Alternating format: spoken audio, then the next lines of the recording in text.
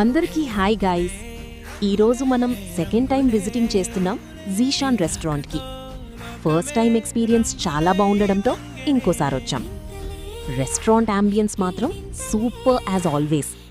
Lighting, seating, family atmosphere అన్నీ చాలా నీట్గా ఉన్నాయి. ఎస్పెషలీ నైట్ టైంలో వైబ్ ఇంకాస్త క్లాసీగా ఉంటుంది. ఫైర్.